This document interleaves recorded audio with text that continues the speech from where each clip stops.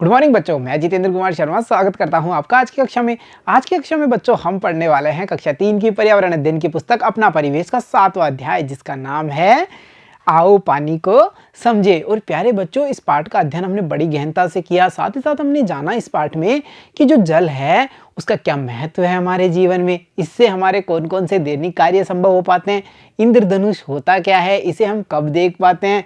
और साथ ही साथ बच्चों हमने ये भी जाना था कि जब बारिश आती है तो उसके बाद में जो आसपास का मौसम है वो कितना सुहावना हो जाता है। अलग अलग प्रकार के जो हमारे जल के स्रोत हैं उनके बारे में भी हमने अच्छी समझ बना ली। कैसे हम वर्षा जल का संरक्षण कर पाएंगे, पीने के पानी को हम कैसे स्वच्छ कर सकते हैं, इन सब के बारे में हमने विस्तार से अध्याय के अध्ययन के दौरान अच्छी खासी समझ बना ली है। बच्चों, जब हम इतना ज्ञान प्राप्त कर चुके हैं, इतना कुछ सीख चुके हैं, तो क्यों ना अब अभ्यास प्रश्नों को हल किया जाए। तो चलो शुरू करते हैं इस पाठ पर आधारित हमारे अभ्यास प्रश्नों को।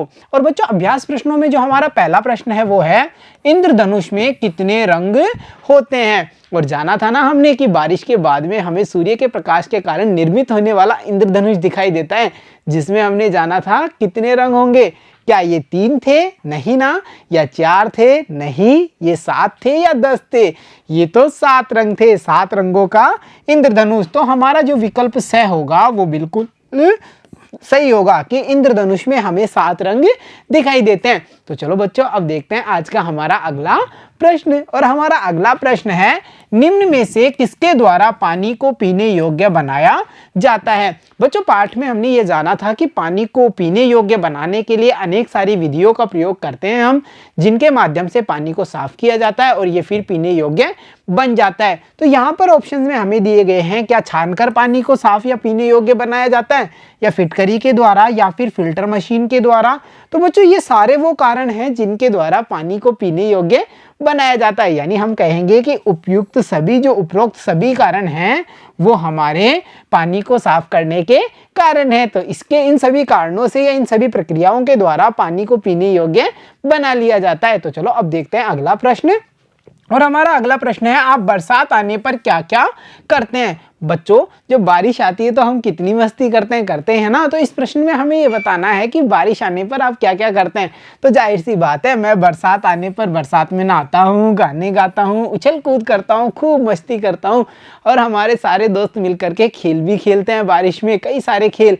इसके अलावा बच्चों, हम जो कागज़ की नाव है वो भी बना करके बरसात के पानी में छोड़ते हैं। तो आप भी बताएंगे कि आप बरसात आने पर क्या क्या करते हैं। क्या ये सारे कार्य करते हैं या इनसे भी ज़्यादा कोई और मस्ती भरे काम करते हैं। बच्चों, अब चलते हैं अगले प्रश्न पे। और अगला प्रश्न है, बरसात आने पर आपको कैसा लगता है। और बारिश किसे पसंद नहीं। जब बारिश आती है तो चारों तरफ हमें मनमोहक वातावरण मिलता है, ठंडी ठंडी हवाएं चलने लग चलती हैं ना। और जो मौसम है वो बड़ा ही सुहावना हो जाता है। तो ऐसा मौसम किसे पसंद नहीं, सबको पसंद है ना। तो हम कहेंगे कि बरसात आने पर मुझे बहुत ही अच्छा लगता है, क्योंकि मेरा मन खुश हो जाता है, चारों तरफ मनमोहक दृश्य मुझे देखने को मिलते हैं। तो चलो अब देखते हैं अगला प्रश्न। और अगला हमारा प्रश्न है, बरसात के मौसम में आपको अपने आसपास क्या क्या परिवर्तन दिखाई देते हैं। बच्चों, बारिश के मौसम में अनेक सारे परिवर्तन हमें देखने को मिलते हैं। जैसे कि बरसात के मौसम में हमारे आसपास हरियाली अधिक हो जाती है, चारों ओर हरा भरा वातावरण नजर आता है। साथ ही साथ देखो बच्चों, बारिश के मौसम में अनेक सारे फूल विकसित हो जाते हैं। यानी हम कह सकते हैं कि बरसात के मौसम में बहुत सुंदर सुंदर फूल खिलते हैं, जिससे कि वातावरण मोहक हो जाता है। इसके अलावा बच्चों, गर्मी से हमें शीतलता प्राप्त होती है। कैसे कि बरसात के मौसम में ठंड अधिक हो जाती है और शीतल हवाएं चलने लग जाती हैं। और जो बारिश का मौसम होता है उसमें जो नदी नाले हैं वो तेजी से बहने लग जाते हैं, हमारे जल के स्रोतों में पानी आ जाता है। तो ये सब वो परिवर्तन है बच्चों जो हमें बरसात के मौसम में दिखाई देते हैं। तो चलो अब देखते हैं अगला प्रश्न। और अगला प्रश्न है, आपके यहाँ किस स्रोत से पानी प्राप्त होता है। जल के स्रोत, अनेक सारे जल के स्रोत हैं, जैसे चाहे नदी हो, तालाब हो, नहरें हो, हैंडपंप हो, कुएं हो, बावड़ियां हो, जिनके द्वारा हमें पानी प्राप्त होता है। तो हमें यहाँ बताना है कि आपके यहाँ किस स्रोत से पानी आपको प्राप्त होता है। तो बच्चों हमारे आसपास देखिए हैंडपंप, नलकूप तथा कुएं वो स्रोत हैं जिनसे हमें पानी प्राप्त होता है। तो चलो अब बढ़ते हैं अगले प्रश्न पे, और हमारा अगला प्रश्न है आपके घर में पीने के पानी को कैसे साफ किया जाता है। बच्चों हमारे घर में पानी को उबाला जाता है, छाना जाता है या फिर फिल्टर मशीनों के द्वारा साफ किया जाता है और पीने योग्य बनाया जाता है। उसी प्रकार आप भी बताएंगे कि आपके घर में पीने के पानी को किस विधि द्वारा साफ किया जाता है। तो चलो अब देखते हैं हमारा अगला प्रश्न, और हमारा अगला प्रश्न है बच्चों बरसात का पानी कहाँ जाता है और हमें कहाँ से मिलता है। यानी बारिश का पानी, जो इतना पानी आता है वो कहाँ चला जाता है और फिर ये पानी हमें कैसे प्राप्त होता है। तो देखिए बच्चों अध्याय में हमने जाना था कि बारिश के पानी का एक बहुत बड़ा भाग बहकर के नदी नालों से होता हुआ समुद्र तक चला जाता है। उसके अलावा कुछ भाग हम ये देखते हैं कि कुछ भाग, जो बारिश का पानी का कुछ भाग है वो भाप बन करके वापस वायुमंडल में चला जाता है। और इसके अलावा हमने यह भी जाना था कि पानी का कुछ भाग जमीन में रिस रिस करके भूगर्भ तक चला जाता है, और ये जो भूगर्भ तक पानी गया है इसे हम हैंडपंप, नलकूप आदि के माध्यम से प्राप्त कर लेते हैं। तो हमने यहाँ पर लिखा कि बरसात के पानी का बहुत सा भाग नदियों नालों में बहता हुआ समुद्र तक जाता है।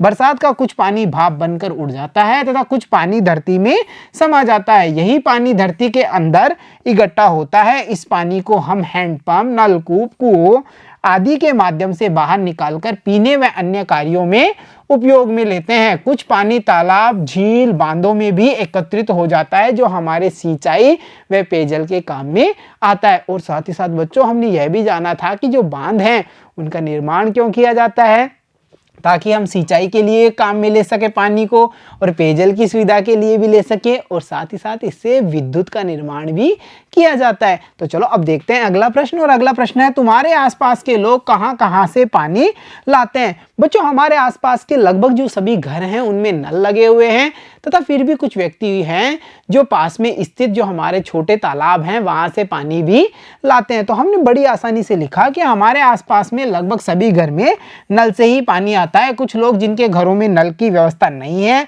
वे हैंडपंपों से, कुओं से, सरकारी नलकूपों से तथा पानी के टैंकरों से पानी लाते हैं। तो ये हैं बच्चों हमारे आसपास की पानी की जो स्थिति है कि लोगों को पानी मिलता कैसे है, उसके बारे में हमने यहाँ पर लिख दिया है। तो चलो अब देखते हैं अगला प्रश्न, और हमारा अगला प्रश्न है पानी को सीधे पीने के उपयोग में क्यों नहीं लेना चाहिए। बच्चों पानी को सीधे पीने के उपयोग में इसलिए नहीं लेना चाहिए कि पानी में कई सारी अशुद्धियां मिल जाती हैं, चाहे वो जल के स्रोत का पानी हो या फिर बारिश का पानी हो। उसमें कई सारी ऐसी अशुद्धियां होती हैं जिन्हें हम देख भी पाते हैं आंखों से, और छिपी हुई अशुद्धियां होती हैं जिन्हें हम देख भी नहीं पाते। इसीलिए बच्चों कहा गया है कि कुएं, बावड़ी, नल और तालाब आदि के पानी को सीधा उपयोग में नहीं लेना है। इसे छानकर या जो शुद्ध करने की कई सारी विधियां हैं उनके द्वारा इसे शुद्ध किया जाएगा और उसके बाद में इसे हम पीने में काम में लेंगे। तो चलो अब बढ़ते हैं अगले प्रश्न पे, और अगला हमारा प्रश्न है बरसात का पानी कैसे इकट्ठा हो जाता है।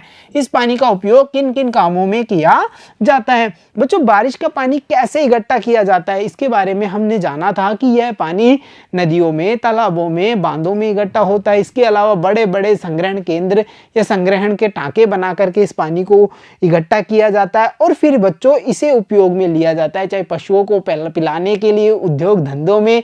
और अगर हमने इस पानी को हमारे उपयोग के लिए काम में लिया है तो हम इसे पहले क्या करेंगे, शुद्ध करते हैं और फिर हम इसे हमारे पीने के काम में भी ले लेते हैं। तो बच्चों यहाँ पर हम लिख सकते हैं कि बरसात का पानी तालाब, बांधों में इकट्ठा किया जाता है। इस पानी का उपयोग सिंचाई तथा पशुओं को पीने के लिए किया जाता है। भाई इसे पशु पी सकते हैं, और अगर हम इसे पीना चाहते हैं तो हम इसे शुद्ध करते हैं और इसे हमारे पीने तथा अन्य कार्यों में उपयोग में लेते हैं। तो चलो बच्चों अब देखते हैं आज का अगला प्रश्न, और हमारा अगला प्रश्न है घरों में पानी किस तरह पहुंचाया जाता है। बच्चों घरों में पानी कैसे पहुंचाया जाता है। अधिकांश गांवों और शहरों में आजकल प्रत्येक घर में नल लगा दिए गए हैं जिनसे पानी की सप्लाई होती है। ये पहुंचाया कैसे जाता है, तो देखिए सबसे पहले क्या किया जाता है, जो कुएं, तालाब, झील, नदी है उसके पानी को साफ करके मोटर पंप के द्वारा ऊंची ऊंची टंकियों में चढ़ाया जाता है और फिर इन टंकियों से पाइपलाइनों के माध्यम से ये पानी घर घर में नलों तक पहुंचा दिया जाता है और नल से हम इसे प्राप्त